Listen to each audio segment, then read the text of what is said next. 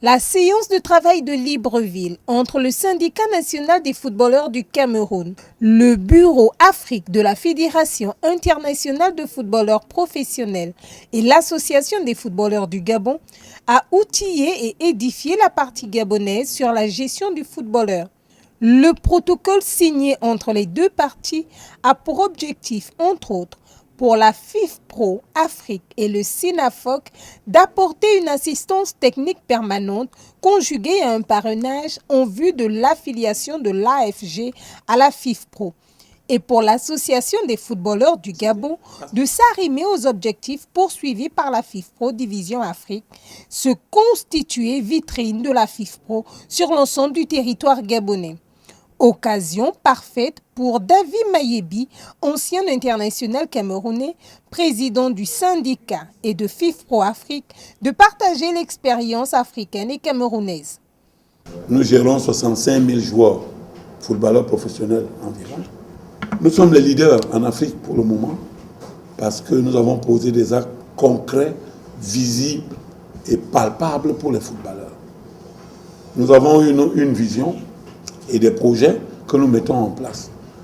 Aujourd'hui, le monde de la communication a dû vous donner un certain nombre d'informations.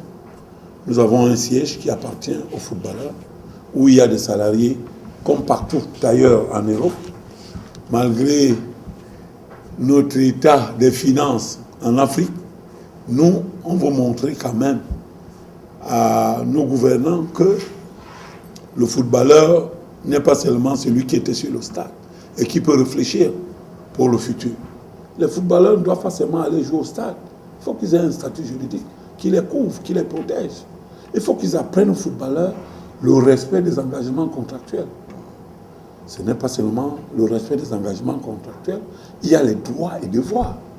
Il faut qu'ils apprennent ça à leurs footballeurs.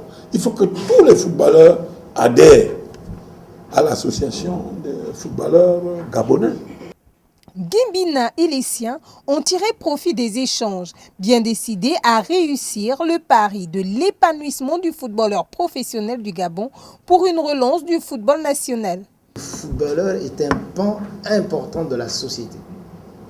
Et si on ne prend pas en compte cette considération-là, cette disposition naturelle, ce qu'on va faire, c'est qu'on va stagner en permanence. Parce qu'on va empêcher aux footballeurs d'évoluer. Et si on empêche aux footballeurs d'évoluer, on bloque un pan de l'évolution de la société. Et si on bloque un pan de l'évolution de la société, ben c'est la société en sa totalité qui ne va pas bouger d'un iota. Donc de grâce, on a besoin d'avancer et les footballeurs avec. Et aujourd'hui, le fait que le football soit devenu une profession chez nous, laisser à ces jeunes-là aujourd'hui qui ont choisi cette vocation, ce sacerdoce-là, d'avancer. Présent en deuxième heure aux côtés de Jérémy Njitap et les autres, Daniel Cousin a apprécié cette initiative porteuse pour la défense des droits des footballeurs. Il faut que les joueurs ici au Gabon se sentent soutenus. Notamment, il y a pas mal de litiges ici. C'est notre deuxième année professionnelle, il y a eu pas mal de litiges dans les clubs au niveau contractuel. Donc c'est important que des organisations comme ça puissent intervenir pour remettre les choses dans l'ordre. Ça existe depuis très longtemps en France, en Europe. Donc on ne voit pas pourquoi nous on ne le ferait pas ici aussi au Gabon. Et je pense qu'au Cameroun aussi ils sont avancés un peu. Donc c'est une très bonne chose pour l'avenir. Je pense qu'on avance lentement mais sûrement. Et moi ça me fait plaisir parce que il y a des gens qui viennent avec de la bonne volonté pour pouvoir essayer de changer les choses. Après la théorie, la pratique.